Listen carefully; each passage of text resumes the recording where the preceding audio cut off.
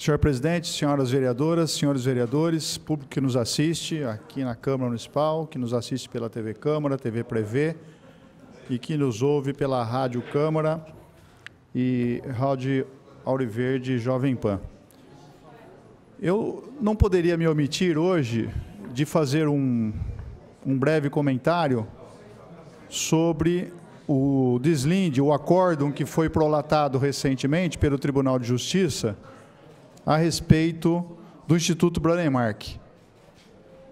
Nós, embora os outros vereadores já tiveram oportunidade de aqui se pronunciar, mas eu não poderia me omitir, principalmente porque hoje um cidadão, ele enviou um e-mail para todos os vereadores e nesse e-mail, esse cidadão, o munícipe de Bauru, ele faz um apelo para que os vereadores tenham alguma postura a respeito do Instituto Brademar.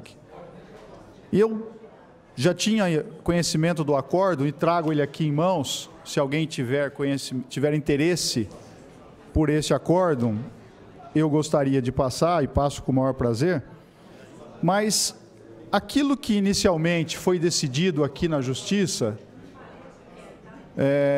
foi decidido de uma forma bastante restritiva e radical, praticamente lacrando o Instituto Brademar e impedindo qualquer desempenho de suas atividades.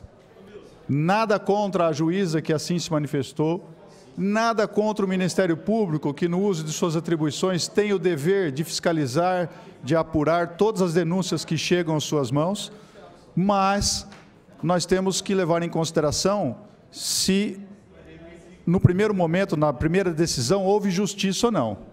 Inconformado com a decisão da primeira instância, o advogado do Instituto recorreu e agora nós temos uma votação de um colegiado pela 10ª Câmara do Direito Público. E nessa decisão dessa 10ª Câmara do Direito Público, que é uma decisão dos desembargadores, que, aliás, a presidente, a relatora desse acórdão é a doutora Tereza Ramos Marques, ela com muita propriedade, e os votos foram acompanhados pelos demais desembargadores, ela com muita propriedade, ela fez uma explanação do que de fato aconteceu. Então ela diz o seguinte, que a controvérsia restringe-se à interpretação da Lei 5.174/04 e o respectivo termo de concessão. O Ministério Público entende que a agravante deveria atender gratuitamente de 100 a 120 pessoas novas todo mês. Enquanto a interpretação dada pelo Instituto e aceita pelo município, desde o início da concessão, é no sentido que esse número refere-se ao montante de atendimentos gratuitos, pois da lei e do termo de concessão nada consta sobre pessoas novas. Aí é que está o problema. O Ministério Público, por sua vez, e ainda convicto de que a lei deveria contemplar novos atendimentos ou pessoas novas, o Ministério Público pediu que fosse feito um laudo por um órgão vinculado ao Ministério Público, e esse laudo apurou a existência de 34.236 atendimentos entre 2006 a 2015, 9 anos.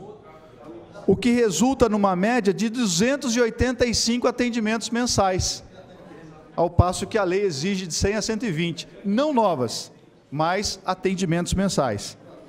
Número bem superior ao mínimo estabelecido no convênio.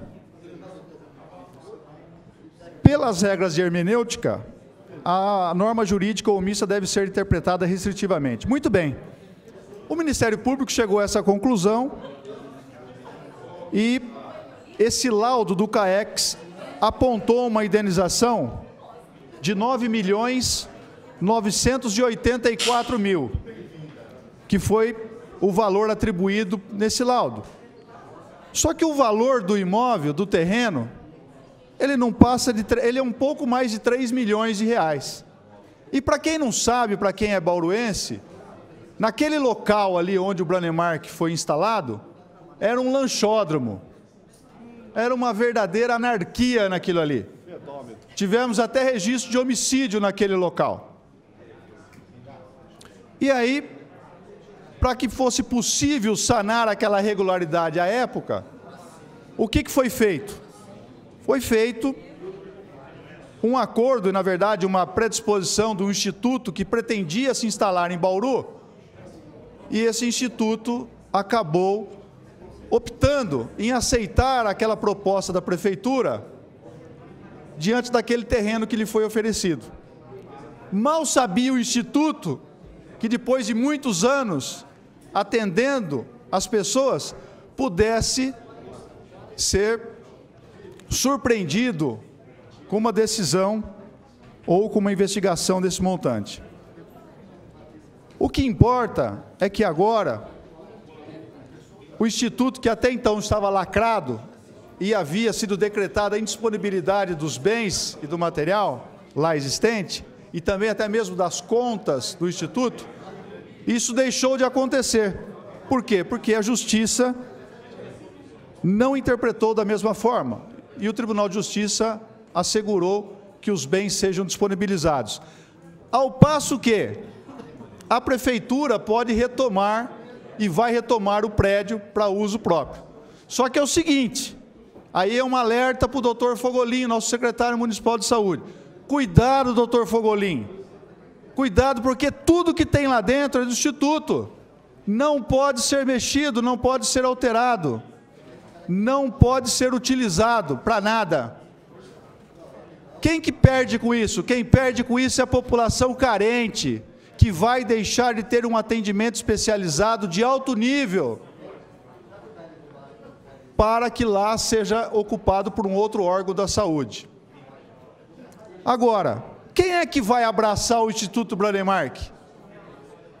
Se eu fosse o prefeito de Pederneiras, de Agudos, de qualquer cidade da região, eu falava, vem para cá, Instituto Branemark, que eu quero vocês aqui. E nós, que temos essa ferramenta, temos essa joia nas nossas mãos, estamos jogando fora.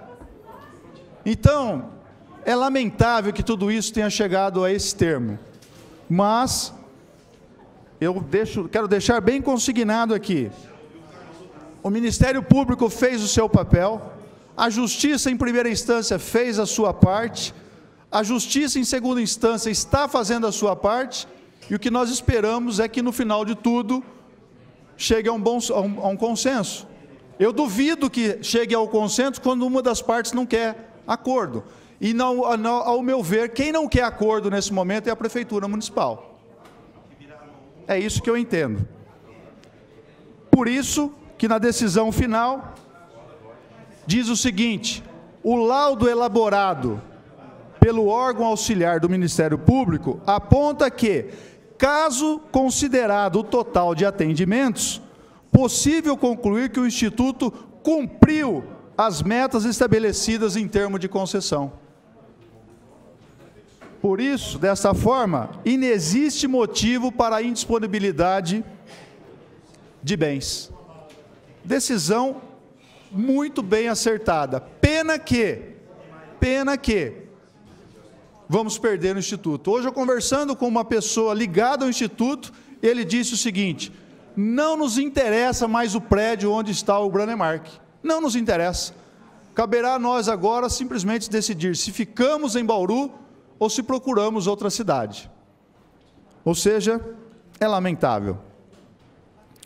Outro assunto, ainda me resta um pouco de tempo, diz respeito a uma discussão que nós tivemos no meio da semana sobre a Lei do Cerrado.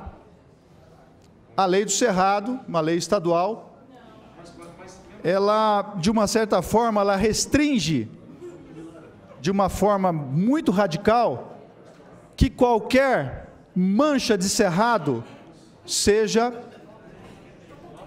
utilizada. Nós temos aqui uma infinidade de terrenos na Vila Aviação, em que tem um cidadão que mora num terreno, tem a sua casa, ok, tudo bem. Aí tem um cidadão que mora vizinho dele, aliás, que tem um terreno do lado dele, que tem lá 4 árvores de cerrado, ele não pode construir, porque a Lei do Cerrado é taxativa nesse sentido. A mesma coisa acontece com a Tilibra, volto a falar da Tilibra, estive na Tilibra na semana passada. A Tilibra tem uma área de 280 mil metros quadrados, precisa construir em 70 mil e não pode derrubar uma árvore sequer, não pode fazer qualquer intervenção, porque veio aí a CETESB, e a CETESB proíbe qualquer tipo de construção naquele local. Então, a nova lei do Cerrado, que a gente espera que em breve ela seja apresentada na Assembleia Legislativa, ela venha resolver os problemas atinentes à nossa cidade de Bauru e outras cidades, principalmente no que diz respeito às manchas do Cerrado no perímetro urbano. Posteriormente eu falo por que essa lei do Cerrado foi feita, que nós sabemos agora, e na mão de quem que foi? Foi uma pessoa só, apenas uma pessoa rascunhou essa lei, fez a lei, apresentou, o Executivo apresentou e essa lei foi aprovada. Isso o professor Osmar Cavassan foi a pessoa que nos contou a história do nascimento da lei do Cerrado. No momento oportuno, eu venho a comentar o assunto. Muito obrigado, senhor presidente.